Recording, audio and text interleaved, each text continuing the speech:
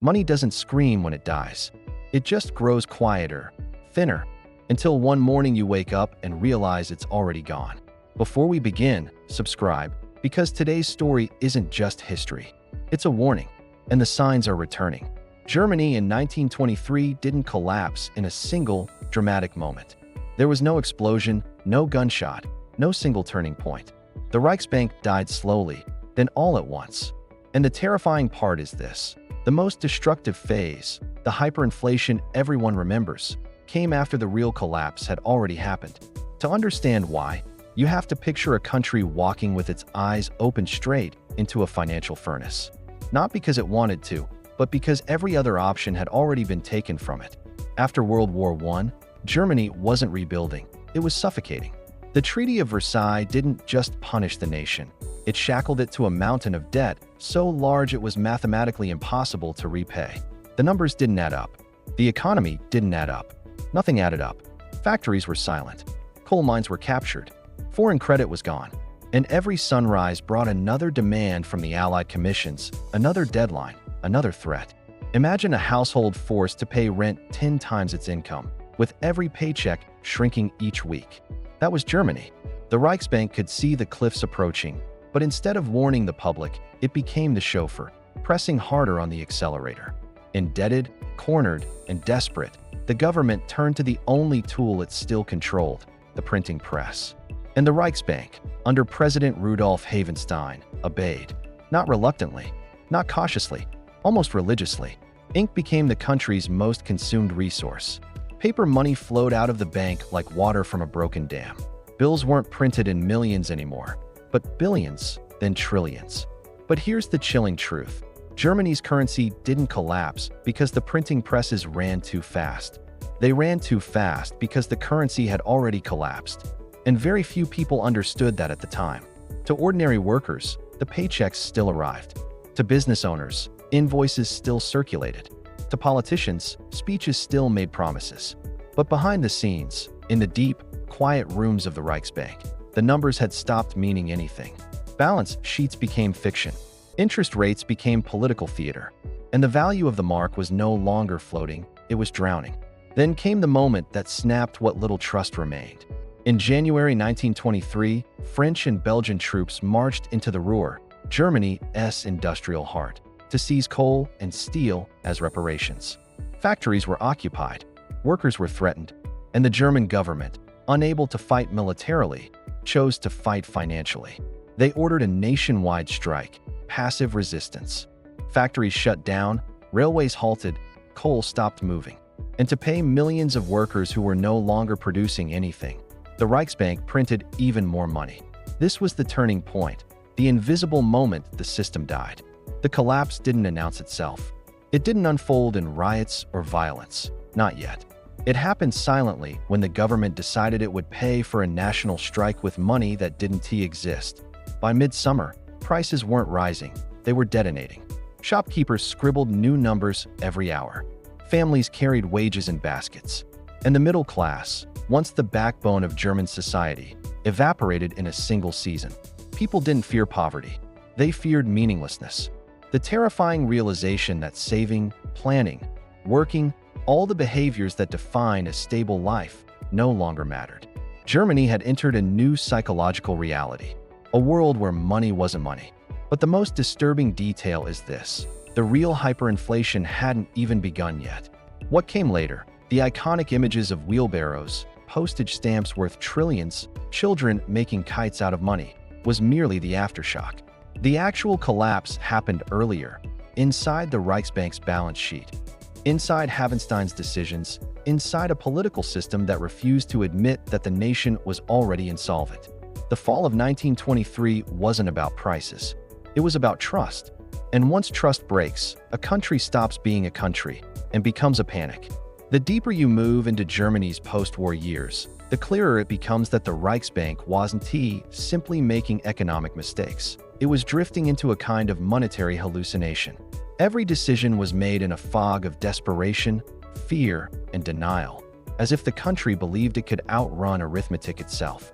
Inside the Reichsbank building, the printing presses never slept. The machines rattled through the night, coughing out fresh marks faster than workers could stack them. Some employees started wearing cotton in their ears to block out the endless metallic thrum. Others joked that the presses were the last working army Germany still had. But underneath the humor was panic, a quiet knowledge that the entire nation was being held together by ink and hope. Money lost its meaning first, then prices lost theirs, then society followed. A loaf of bread that cost a few marks at sunrise could cost thousands by noon. People sprinted to markets the moment they were paid, not because they were hungry, but because every minute their money sat in their hands, it died a little more.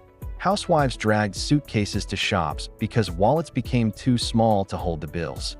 Some families burned banknotes for heat because the paper was cheaper than firewood. It wasn't inflation anymore, it was erosion. A slow, relentless dissolving of everything a country needs to believe in: savings, stability, fairness, the future. And through it all, the Reichsbank clung to the same mantra: print more. Hyperinflation insisted that stopping the presses would bring the entire economy to a halt. But the presses were the reason the economy had already left the tracks. Germany wasn't printing money to solve a crisis. Printing was the crisis. The politicians were trapped. The bankers were paralyzed, and the public was enraged. Ordinary workers watched their life savings evaporate while exporters, speculators, and foreign opportunists bought German factories and land for pennies. The country had become a bargain store for the rest of the world. The moment of collapse wasn't dramatic, it was inevitable. It came when the Reichsbank finally realized the truth. There was no number of zeros left that could hold the country together. That's when everything started to give way. As the printing presses roared through the night, the German mark began to lose its identity. It no longer behaved like money. It no longer carried the weight of value, or trust, or promise. It had become something else entirely: paper. Nothing more, nothing less. And the terrifying part was how quietly this transformation happened. At first, people didn't notice. Prices rose slowly, like a fever that's easy to ignore. A loaf of bread costing 160 marks one week, 200 the next. Annoying, yes, but survivable. Merchants shrugged. Wage earners grumbled. Politicians insisted it was temporary, a simple reaction to foreign pressure. Everyone believed the sickness would pass. But the fever didn't break. It spiked. As the weeks passed, a strange new rhythm swept across German life. Shopkeepers began raising prices twice a day. Housewives rushed to markets the moment wages were paid, because waiting even a few hours meant losing half their purchasing power. Children played with bundles of bills because the paper felt sturdy and harmless, more useful for stacking castles than buying candy. Then came the morning when a baker refused to take a full wheelbarrow of notes. Not because it wasn't enough, but because it was too late. By the time the customer arrived, the price had already doubled. Wages had to be paid in sacks, actual sacks, because envelopes were no longer large enough to hold the money. Employers started giving workers time off during the day just to spend their pay before it evaporated into nothing. The speed of collapse was unlike anything the modern world had ever seen. But behind the chaos stood one man at the center of the storm: Rudolf Hyperinflation. Hyperinflation, the president of the Reichsbank, believed, truly believed, that printing money was not the cause of inflation but the cure for it. Prices were rising? Then clearly, people needed more marks to survive. In Hyperinflation's mind, the Reichsbank was acting with compassion. Flooding the system with cash felt like helping. But in practice, it was drowning the country in liquidity. Every new note was a signal to the public: the money you hold is dying. Quickly, spend it while you still can. And once a population loses faith in the value of its currency, the collapse accelerates faster than any government can respond. Inflation is not simply an economic problem. It is a psychological detonation, a break in trust, a rupture in the collective belief that money is worth anything at all. Across the country, the effects of that rupture were devastating. The German middle class, the same people who had built the empire's industrial rise, watched their life savings turn to sand. Retirees found their pensions could not buy even a single meal. War widows, compensated in fixed government bonds, now receive payments worth less than the postage it took to deliver them. And yet, as ordinary people descended into poverty, a different group quietly rose above the fire. Speculators who held foreign currencies, gold, or hard assets were becoming rich, almost overnight. Industrialists, deep in debt, saw their obligations vanish because the marks they owed had transformed into worthless dust. Property owners watched the real value of their mortgages collapse to nothing. A widening gulf opened between those who survived and those who sank. Hyperinflation is often remembered as a financial disaster, but its deeper consequence was social. It destroyed the one thing holding the Weimar Republic together, the belief that tomorrow would be manageable. By the summer of 1923, Germany was no longer an economy. It was a panic, and panic always invites opportunists. In dimly lit beer halls and crowded public squares, new voices began to rise. Angry, forceful, promising order, promising revenge, promising that the nation's humiliation had a villain, a cause, a target. The political vacuum created by the collapse pulled in the kind of characters history remembers for all the wrong reasons. The Reichsbank had not only overseen the destruction of the mark, it had unintentionally opened the door for extremism. And the scariest part? No one inside the government, least of all Havenstein, could bring themselves to admit that the printing presses were the problem. They kept running, kept humming, kept feeding the monster that was devouring the country from within. The deeper Berlin sank into monetary delirium, the louder the ticking became. The sense that the entire financial system wasn't just malfunctioning, but mutating. Shopkeepers no longer bothered to change the price tags. They wrote amounts in chalk, knowing within an hour the numbers would be meaningless anyway. Housewives pushed wheelbarrows full of banknotes to buy bread. Children used stacks of Reichsmarks as building blocks because paper had become cheaper than toys. Germany wasn't living in an economy anymore. It was drifting inside a hallucination. Behind this madness stood a single institution, the Reichsbank. And at its helm, Rudolf Havenstein, a man both brilliant and tragically trapped. He wasn't a villain in the story, he was a believer.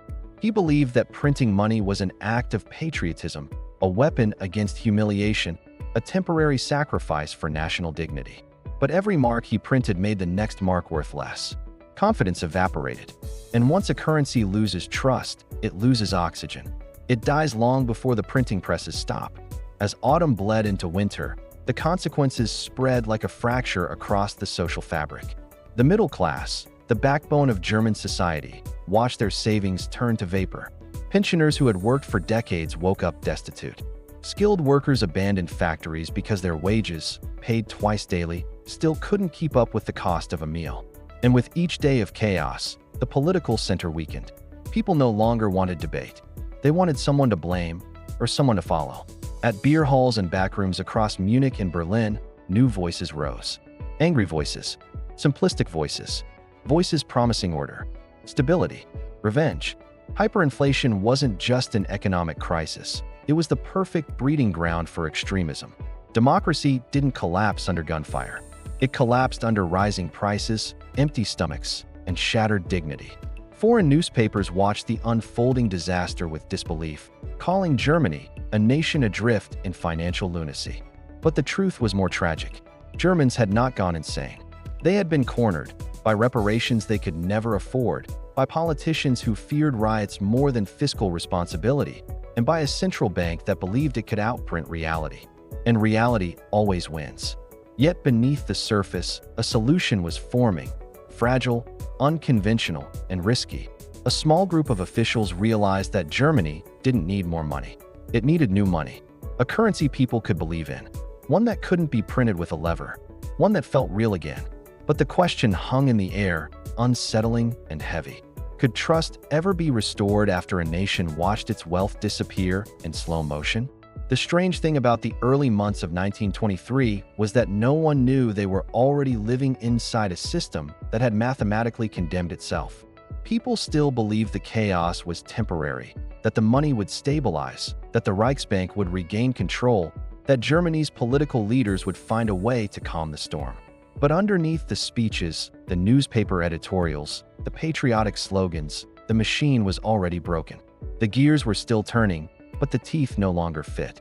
And the people closest to the center could hear the grinding long before anyone else noticed the smoke.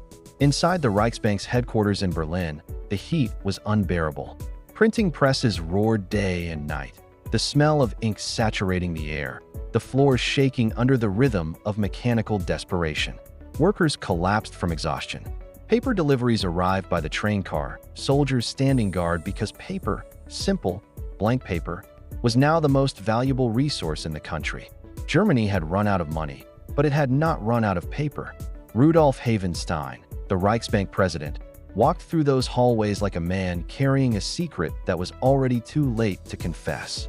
He believed he was fighting for Germany's survival, that printing more marks was patriotic, necessary, inevitable.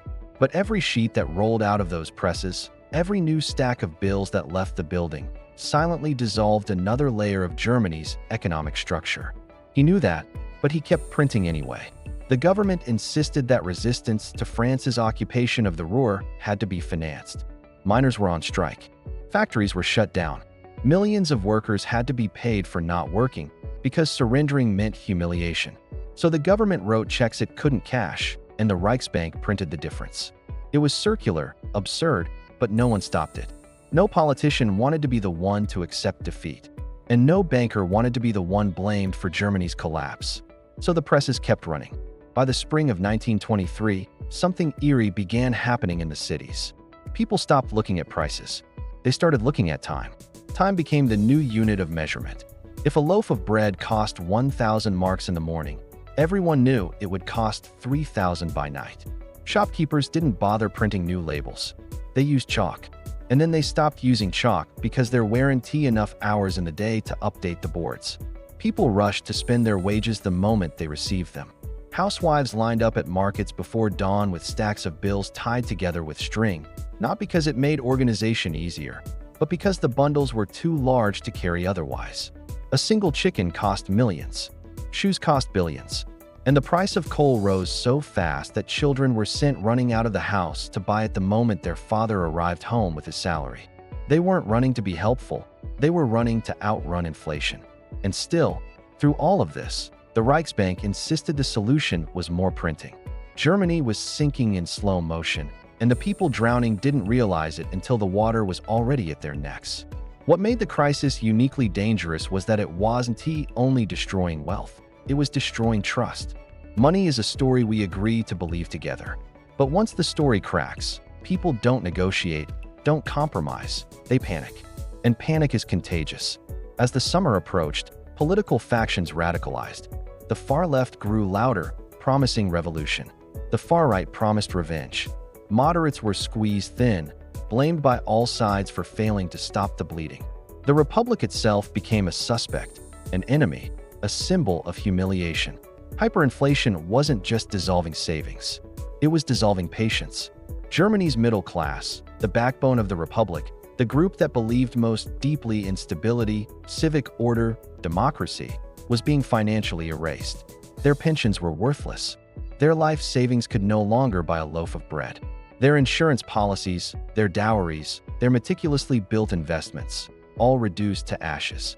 And when the middle class collapses, the political center collapses with it. Berlin felt the tremors first: protests, riots, street brawls, barricades. But the shockwave traveled outward. Small towns began printing their own emergency currencies, not Geld, because the national system was dead. Entire regions were inventing their own money, their own symbols, their own survival plans. A nation held together by paper had finally torn. By autumn, people didn't talk about inflation anymore. They talked about survival. They talked about rumors. A new currency was coming. The government was collapsing. France was planning another invasion. The Americans were preparing a bailout. The army was preparing a coup. Every rumor sounded true because the truth was unbelievable. And through it all, the printing presses never stopped. The banks ran out of vault space. Money was stored in basements, hallways, even bathrooms. It became physical clutter, a nuisance, a burden. Households used it as wallpaper or burned it in stoves because it was cheaper than firewood. Germany's currency had become a symbol of national humiliation. And still, the Reichsbank insisted that stability was just around the corner. That was the tragedy. The institution meant to anchor the country became the engine that destroyed it. Havenstein was no villain. He was an intelligent, well-intentioned man trapped inside a system with no exits. His mistake wasn't malice. It was faith. Faith in a model that no longer made sense. Faith in tools that no longer worked. Faith in an economic world that no longer existed. And yet, Right up until the moment of collapse, he believed he was saving Germany. He never realized he was burying it. By the autumn of 1923, the collapse was no longer an economic event. It was a psychological one. Streets weren't just filled with worthless paper. They were filled with people who no longer recognized their own country.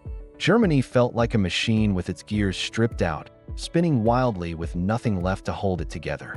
And inside the Reichsbank, the truth finally broke through the denial. The printing presses, once symbols of national defiance, had become weapons aimed at the German people themselves. Havenstein watched as the institution he commanded turned into a furnace consuming the very idea of money. He had tried to keep the country afloat, but every note that left the Reichsbank window only pushed Germany deeper underwater. And then the presses stopped, not because the crisis was solved, but because the crisis had burned itself out. The mark was dead, savings were dead, trust was dead, and in the vacuum left behind, something darker was beginning to grow, a hunger for order, for vengeance, for someone to blame. You could feel it in every line at every bread shop, every silence between neighbors, every angry speech brewing in beer halls. Germany hadn't just lost its currency, it had lost its center of gravity, and history was already preparing to fill that empty space. When the Rentenmark replaced the mark, Germans didn't celebrate. They didn't cheer. They simply exhaled, as if waking from a nightmare without knowing whether the next dream would be worse. The currency stabilized, but the people did not. Their faith had been cracked open, their security hollowed out, their memories scorched by a trauma that would never fully heal. The Reichsbank collapse didn't just destroy money. It destroyed certainty, the one thing every society needs to stay standing. Hyperinflation created a nation where truth was negotiable, trust was fragile, and desperation was louder than reason. It made radical ideas look sensible, extreme voices sound reasonable, and violent futures seem unavoidable. And though the numbers faded, the memory did not. Because every financial collapse leaves something behind, a lesson, a scar, or a warning. The question is whether the world remembers the warning or keeps marching straight toward the next one. For more deep financial documentaries that expose the forces shaping our world, subscribe.